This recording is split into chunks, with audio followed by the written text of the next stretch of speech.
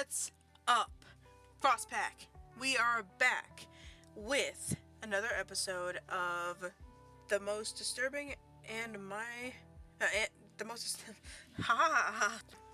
Welcome back to the most disturbing my strange addiction, Iceberg. We're just gonna take a look at some more weird stuff that some of them I did not know. Her intake dramatically, dropping from extremely high daily numbers to around 20 pills daily. So this was the last video that we watched. This is level 2, by the way. We still have level 3, 4, 5, and 6, and 7 to go through.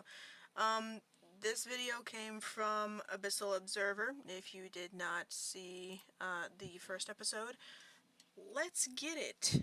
I'm kind of worried about what else we're gonna find. Last episode, it was the fucking hair dude, and I'm just, I keep thinking of him putting the hair by his face. Ugh. So hit that subscribe button, and let's keep going. Level 3. Cleaned to the core. For Tempest, what she craved most of the time wasn't food or drink.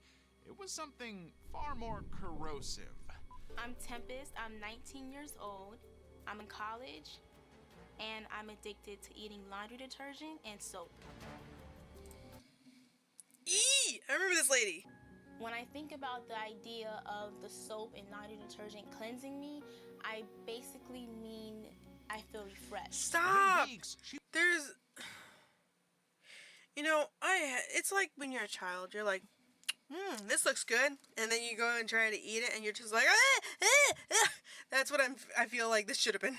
But it's not, and that's kind of sad. Again, addiction is an actual thing that people go through. I'm very sorry if you have gone through any kind of addiction for yourself. Hopefully, you find the help that you're looking for, and that whatever the things that you're doing is helped and either cured or you're better at it.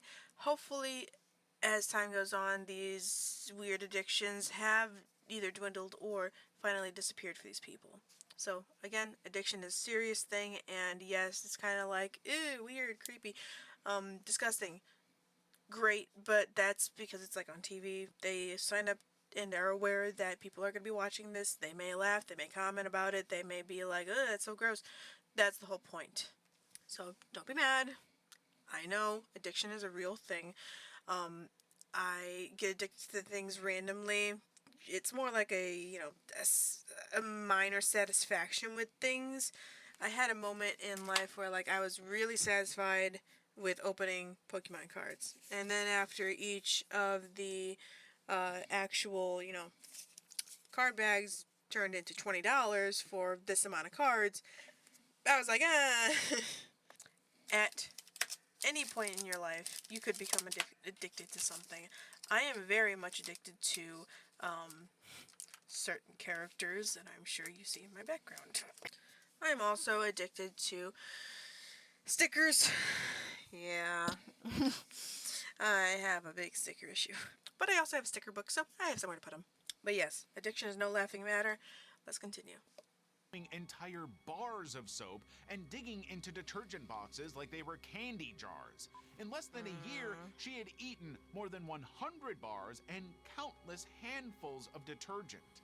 She hid her supply behind books, under her bed, and inside drawers. She only ate when she was alone, so she trained herself to chew silently so no one would hear. Her mother was the first to notice something was wrong. Bars of soap vanished too fast, and the smell of chemicals became noticeable in Tempest's clothes and skin. Her skin smelled like chemicals. Ooh, you are what you eat.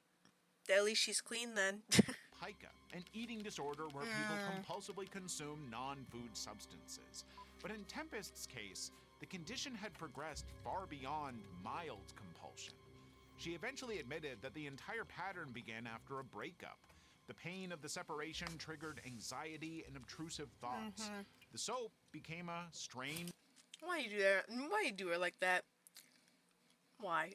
To mute them. It gave her something to focus on and helped her dissociate.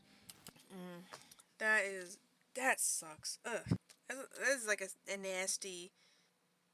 It's a nasty kind of thing to do. At least it's chemicals, but it's clean chemicals, unlike that dude that was grabbing hair out of this. Oh, I gotta stop thinking about that. She finally agreed to go to therapy Internal and begin bleeding. cognitive treatment sessions that help with patterns of addiction. I will definitely read the list of harms that Dr. Chung gave me, like every night before I go to sleep. By the time her episode aired, Tempest had made significant progress and was still committed to seeing things through. Spoonfuls of toxic. So it sounds like she finally saw wow, there's a whole shitload of chemicals in these things, and dyes and whatever else they put in cleaners that I'm probably gonna die from, so maybe I should not eat this.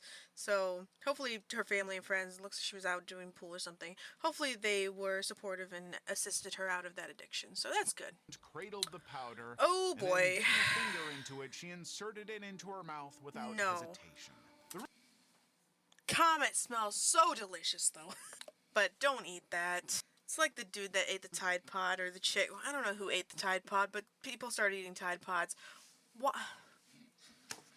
Brain one day. Being a secret she believed she could never tell anyone. She had an addiction I to can smell it right now. household cleansers. My name is Crystal. I have 5 beautiful children. And I have an odd habit of ingesting a household cleanser. She had spent decades quietly ingesting cleaning substances multiple times each day, mixing the powder into a paste and consuming it in small, repeated doses. The appeal for her is not a rush or pleasure in the traditional sense. Instead, she is drawn to the gritty sand-like texture that satisfies an internal urge she struggles to explain. Kind of grainy, sometimes kind of like having sand in your mouth. And I like the taste. The addiction remained hidden from You do not like the taste. You do not. You're lying. to her mother while promising to begin valuing her own life and health. But years of consuming abrasive chemicals have already caused visible damage. Crystal suffers from painful dental abscesses, and a dental examination confirms the worst-case scenario. Back in 1994, I had almost everyone had to have a root canal and a crown or a cap or a bridge. The dentist explains that the cleanser's harsh chemical content has eroded her enamel to the point that all of her upper teeth must be removed. The cost of repairing the damage is far beyond what she can afford. Literally, fixing 1 or 2 teeth is literally $10,000. $10,000 just to fix a tooth. Why? There's fucking 25 of them in each person's mouth or more. You don't need $25,000 in 1 week. Quitting the cleansers entirely. This forces Crystal to begin therapy where the deeper roots of the behavior finally surface. That's awesome of the dentist, though. This dentist said, I will do this for free if you promise to never, ever eat a cleanser again. That's a good dentist. During the session, she reveals a traumatic childhood history of abuse that she had never fully processed. The therapist suggests that consuming the cleanser might have become a coping mechanism that allowed... This is the therapist. Therapist said that she would pay to get her teeth fixed if she stops this addiction. Wow. And kudos on the therapist, too. I'm sure the therapist is getting money from the people that are making My Strange Addiction, obviously, but it's only partially, so that is a few thousand coming out of her pocket. So that was a really nice thing to do for the therapist. In the episode, she had drastically cut down her cleanser consumption Yay! and continued mental health treatments. Good. Very good. Fresh linen. Evelyn introduces herself with a simple confession. My name is Evelyn. I'm 27 years old. I live in Cape Girardeau, Missouri, and I'm addicted to drinking air freshener. I remember this lady. Her preference is very specific. She has a favorite scent, which she describes as a fresh linen or fresh lemon type fragrance. She refuses. Drink lemonade. A million air fresheners out there, but the one that I like is fresh linen. I've tried other scents, but I don't like them. None of them taste like they say they smell. Evelyn goes through roughly 20 cans of air freshener every week, even carrying... She's rich. 1 can of air freshener lasts me about like 7 years, but on the shelf it's like $12 to $15 for one can. Sometimes 20 if you want the really tall ones. Instead of simply smelling it, she sprays it directly into her mouth, repeatedly, throughout the day, sometimes dozens of times. Sometimes she sprays the product into ice and chews the flavored cubes because she enjoys the sensation. Even more She a demon. She chews ice. her mouth, she asks her fiancé for a kiss, showing how embedded the habit has become in her daily interactions. This has affected her work life as well. She's Why would she walk in the door while she's doing it? frequent use and has to step away during shifts to spray the air freshener again. I work at She works at a I furniture use air store. freshener. Yeah, I remember that. So she literally hides the freshener in like vases and stuff, or like couches and stuff around it. Yeah.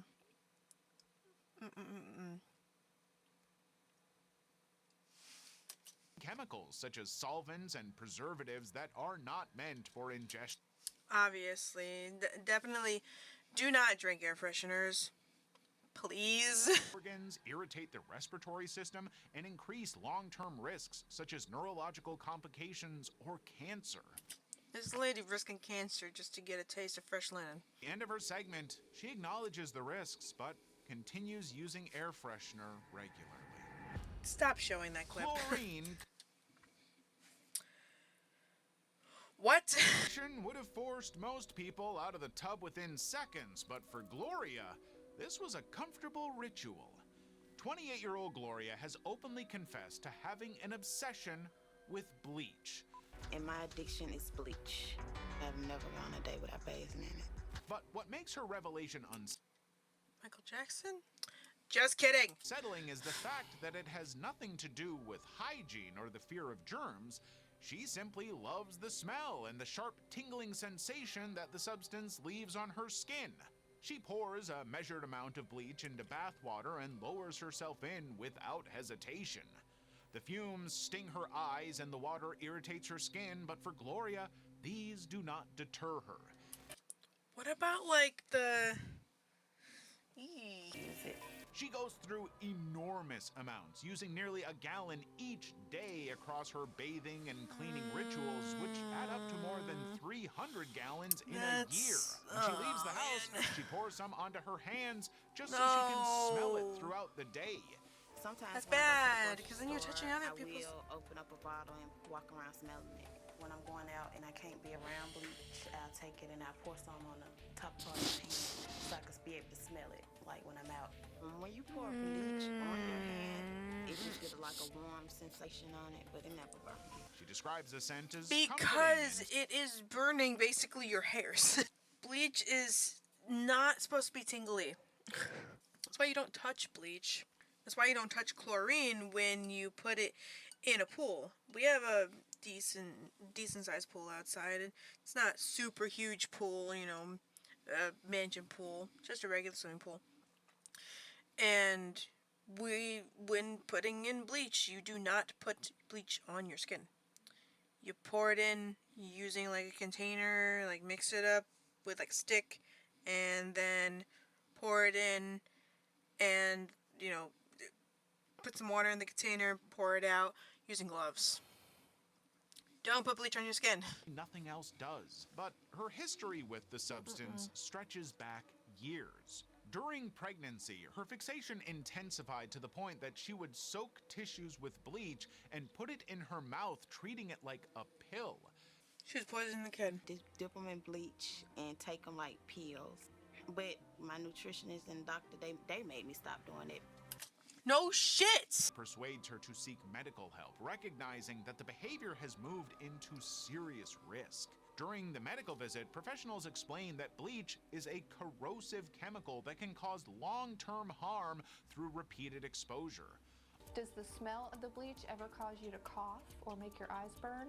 It makes my eyes burn. Okay. And if bleach gets in your eye, of course, it can erode or break down the covering of your eye and cause a lot of problems. Undiluted or frequent contact can lead to chemical burns, respiratory irritation, and internal toxicity. But even after hearing the risks and acknowledging the damage, Gloria continues to use bleach regularly. I understand your point, but at the same time, I'm still gonna use it. Everybody had a different lifestyle. I had my lifestyle. It is not a lifestyle, lady. It is, you're using something that's literally to destroy bacteria inside of, like, pools.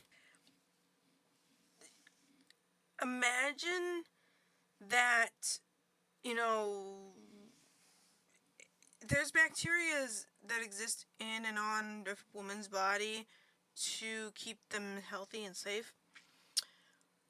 You're getting rid of that. I bet this lady has a lot of UTIs. And just be through with it. The habit is not something she views as temporary, but something she has accepted as permanent. Level 4. She gonna die. And we're at level 4. Alright, well, that's great. Let's get a peek at level 4. Teresa carefully searches Oh, the ground for rocks that yeah. look or smell right to her. Her teeth show it. Because it's not as hard to swallow. I would normally take a piece like this and normally just put it in my mouth or Ah, bite that on it, hurts or just just put to... the whole piece in my mouth. And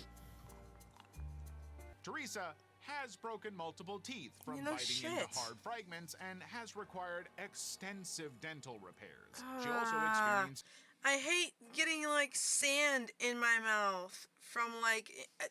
So, when you get, like, not Korean, when you get the Cajun boil bags, you know, there's different seafood in there. I love the clams. The clams are delicious.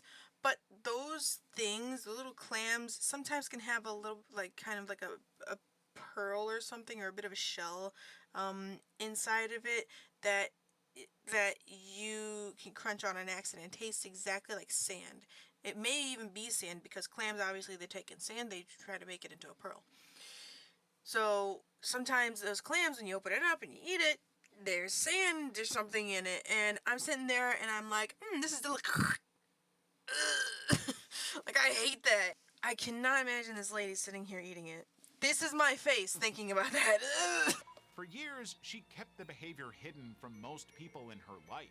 She avoided eating at social events where normal food was present because this allowed the addiction to continue unchecked for decades. When she finally sought medical evaluation, doctors explained the risks in detail. Okay, you take these, which are your little pieces, okay, that you ground up. When you swallow them and you run them through your system, you get them down to an area where they can accumulate. They don't necessarily stay small. They can form concrete. And now they get to be this big, and then they get to be this big. The physician warns that sharp fragments could tear her digestive tract, creating dangerous intestinal blockages or introduce bacteria and toxic minerals into her system. Like, I don't even want to imagine what is in our rains now. Because it comes from those nasty-ass lakes and stuff and oceans as, like, things, you know, go through the making of rain. Before, when I was a kid, every time it rained, it was rain. Like, there was nothing really in the rain. The last few rains I have noticed, I have literally seen my car covered in dirt and sand. And I'm like, I thought rain was water. Why is there sand on my car? And apparently it just depends on where the rain comes from. But the rain gets pulled up into the clouds and then the moisture drops down and, you know, rain. Imagine all of the bacteria inside of these minerals. It's like people that say that you're not supposed to eat Arctic ice because that ice, it has many organisms in it that have been there for millennia. That's why you're not supposed to eat Arctic ice. It's like, I feel like it's like that. I'm not gonna go outside and grab a piece of, you know, a piece of my pebbles or rocks or whatever on my driveway because dogs have shit and pissed as they walk past there. People spitting on the ground, and oh my god, just thinking about that. Oh, it's like eating yellow snow. Don't do it. Her stomach, confirming that the damage is becoming more noticeable. Teresa is advised to go for a mental evaluation and begins exploring the emotional triggers behind her behavior. She recognizes that her cravings get worse during periods of stress or emotional pressure. Eating rocks has become somewhat of a coping mechanism that provides short relief to her even while causing long-term harm. I think my children are going to be very happy that I actually came to see the doctor. I do want to stop eating the rocks. I'm not sure if it's going to be an overnight process, but It's not. Addiction, again, is a really bad thing, and it's hard to get through. So if you didn't remember me saying that earlier, addiction is really bad, really hard to get through, and I feel really bad for these people. Hopefully, they got the help that they need. Teresa has begun She says she's working gonna with a quit. specialist to manage her cravings before the consequences become permanent. Nice. Beds. Oh, I already know this one. Eating mattresses. And I'll Yep, just mattress sort of lady, I remember as this. I go.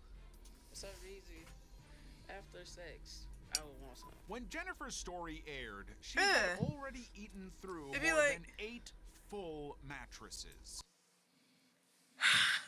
My mattress over there is about $600 to $900, give or take. She ate what a fursuit costs. Oh, surprise, I'm a furry if you didn't realize that from the furry fucking character sitting here. And I've talked a lot about furry shit and literally reacted to furry shit before as well. Now my fursuit head behind me if you want to see it. JK, I don't want to grab her right now. Oh boy. 8 mattresses. Basically, depending on the mattress, how expensive it is, probably about $8,000. If it's a mattress that's about $1,000, maybe $6,000, give or take. She's eaten $6,000. I was sitting in the back seat, and it was like sponge down there. And I just picked it and took it and was like, Over time, the behavior got much. She was a kid. She picked the sponge out of the car seat. My dad's original seats in his Chevy Chevelle, whatever the hell year it is, I don't remember, but it's really old. It had foam seats just like that. That yellow foam reminds me of what the back rooms smell like. You just, bink. Spongy. Is that what you did? to get it. The reason why I'm not eating my own mattress is because I ate my mattress already. She also admits she prefers the foam plain without altering it in any way. The appeal lies entirely in the texture and the way it feels in her mouth. In a shocking admission, she reveals that sometimes the foam passes through her system in large pieces. Instead of flushing it down or disposing of it, she has No. at times washed the expelled foam and eaten it again. It's like it clogged up the toilet, like it's just sitting there. If I was that desperate to get it out, I could take it and wash it, do everything I did to it, and I could use it again if I wanted. If I was that desperate, ain't that strange? This The mattress goes down my throat. Sometimes it gets stuck. Like I could choke and I could die. Even with that knowledge, she continues, explaining that she's done it for more than 20 years without a tragic occurrence. Physically, the addiction is already affecting her. She experiences frequent stomach pain, which becomes more real when she finally agrees to see a doctor. A gastroenterologist explains that swallowing non-digestible foam can create blockages that may require emergency surgery. Aren't those rubber bands supposed to be like, no, stop it, leave it alone. You're not even using them. Or death. Hearing this, Jennifer decides to experiment with safer coping strategies, including chewing gum or using stress objects to replace the foam. By the end of the episode, Jennifer does not make a full recovery. However, she reveals her commitment to curbing her addiction. Broken plates. Damn. At first, No. Bianca would break tiny fragments from pottery pieces around the house and chew on them, using the another hardness Sandy of the Pearson. ceramic to soothe her anxiety. But But over time, she began keeping ceramic shards hidden in different parts of the house so she would never be too far from a piece when the craving hit. When Bianca was a little girl, she would go into my flower bed and just have the best time eating dirt. So I knew from early on that she had a taste to the earth. But A taste to the earth, really? At this point, you should just call her a vegan. I am kidding! Well, it's okay if you're a vegan. My mom was a vegan, then my dad's like, hey, just have a bite of my burger. Just one, please. And then she got overweight. She actually regrets that bite of the burger. Well...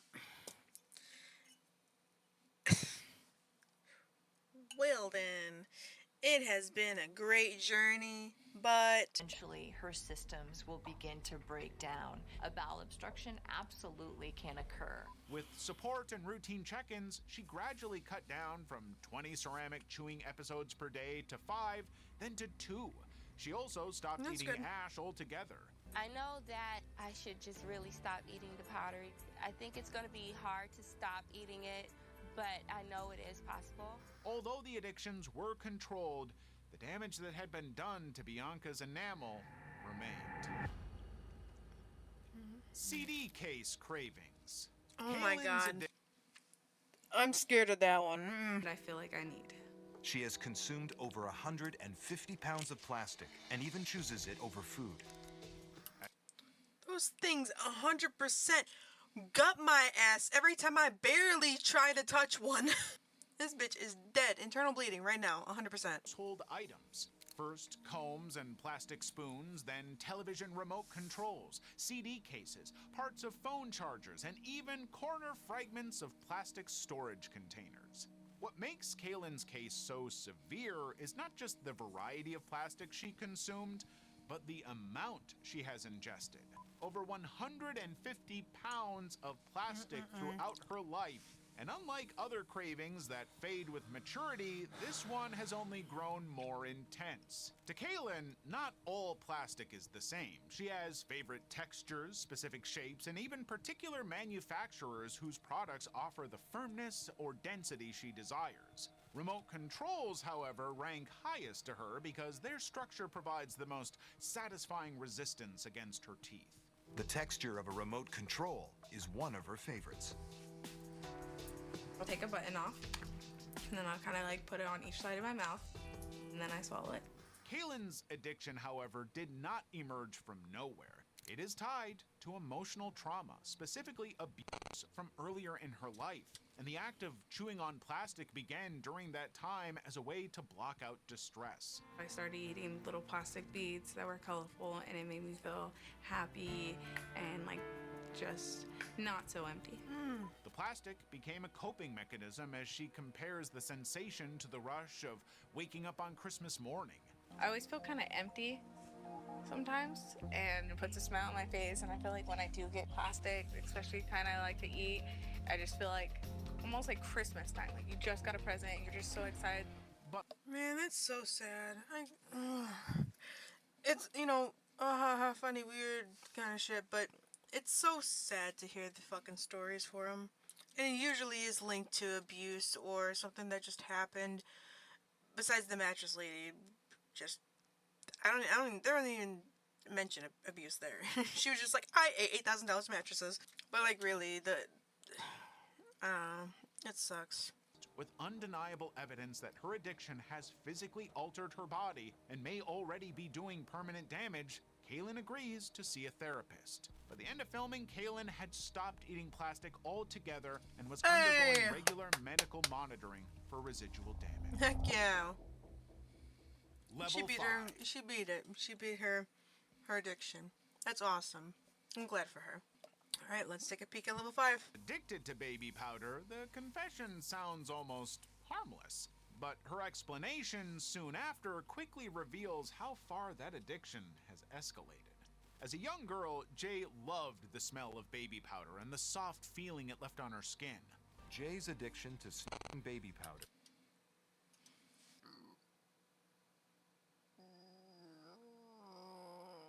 She started with powder like cocaine. She started by rubbing the powder on her body, but eventually the scent wasn't strong enough. Over time, that sensory attraction intensified and she started inhaling it directly through her nose. Jay snorts roughly 5 ounces of baby powder every day. Oh my god.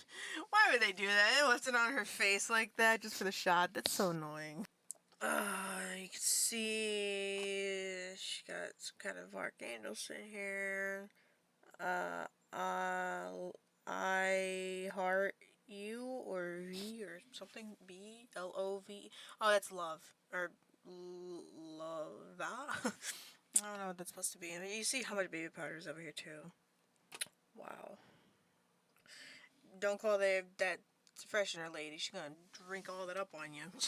Coats the surfaces around her. Her apartment, her clothing, and even gosh, you her can't see it. furniture are often covered in powder residue. She snorts it so much, her apartment is covered in a white dust. I don't do the baby powder anywhere else besides my room, but it gets everywhere. She packs the powder into her nostrils repeatedly throughout the day. If she goes too long without it, she feels agitated and unable to function normally. Concern from those close to her eventually leads to an intervention. Her friend Janice persuades her to seek medical advice after seeing how frequently she uses the powder. Repeated exposure can cause chronic inflammation, lung disease, and talcosis. Bet you didn't know that was a thing. No. Previous checkups have only shown minor sinus irritation, which she interprets as proof that the habit is not seriously harming her. After 16 years of doing this, I'm needing baby powder. I know I'm going to continue doing this. This allows her to continue without fully confronting the long-term consequences. At the end of the episode, Jay chillingly reveals that after 16 years of snorting baby powder, she has no plan to stop. Diesel. And that's the worst thing to think about, is that they are not going to stop their addiction. Damn. That sucks. At dawn. My name is Shannon. I'm 20 years old, and I'm addicted to drinking gasoline. Okay, we've had enough. I think I remember this chick. She literally drinks the gasoline. And I don't know if that title makes sense because it says diesel something, but whatever. Oh gosh. Toward her lips and takes a sip like it's water. Then she licks the residue off the cap. This is a craving she feeds 12 to 15 teaspoons at a time every single day. Oh my god. 12 to 15 teaspoons daily. I just imagine that any amount. I think it'd be cups, but how much is it? How many teaspoons is a cup? Entering her body. Like, I crave it, I need it, I'll wake Not in this economy. and drink the gas. If I go out somewhere, I'll put it in a small water bottle. At the time of filming, the physical effects were already visible. Shannon experienced constant stomach pain, dizziness, and memory issues, all warning signs of poisoning. The chemical smell also lingered on her breath, making the addiction impossible to hide completely. Despite No! You just pumped gas. You're gonna touch the nasty ass thing and then put your fingers in your mouth? Ugh! confrontation, her mother and sister expressed their fear that she could die at any moment from her addiction. They described the gasoline as something that was destroying her from the inside. Have you ever read up on it, on what it can do to you? Have you ever looked into it? No, I don't want to know. And that's the problem. You just don't want to know, and you want to make sure that you don't have to realize that this is bad because you just want to keep doing it and everyone else just shut the fuck up and leave you alone. How do you not know that you're probably going to die if you keep drinking gas? It runs cars and lawnmowers and anything that is like, not electronic, but like a machine. Your body is not a machine. It is an organism, and organisms need food and water. Gasoline does not have water in it, because if you put water in a gas tank, it's broken. At the gas tank, the car is broken. You know what I mean? You need to know. Your body, you can't digest gas. It attacks your organs, your liver, and the worst part is if it gets into your lungs.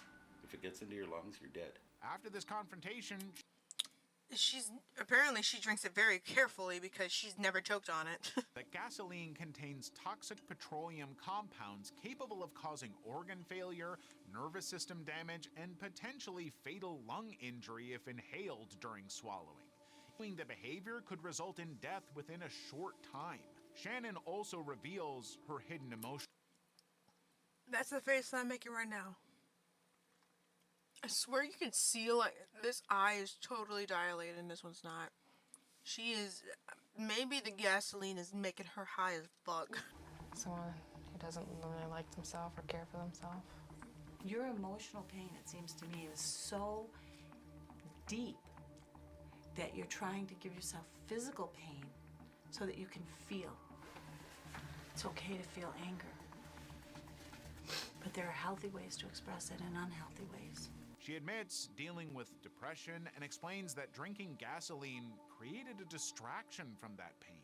The addiction functioned as a coping mechanism, even though it was actually harming her body. Faced with the medical evidence and her family's pleas, Shannon finally expressed her desire to stop, although she acknowledges how difficult it will be. Hearing all the damage that the gasoline is doing to me, it really struck me. I just want to get better. She finally entered professional treatment for chemical dependency and began addressing the psychological factors behind the behavior. I'm glad to hear that. Hopefully she got the assistance that she needs. Alright, so that is it for this episode. Boop the like, subscribe button if you want to see more. We will go ahead and continue on with this in a later moment.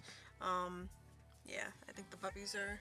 Yep, the puppy is right in my face, done with her nap. And now she's going to whine at me because she wants to go outside and all that.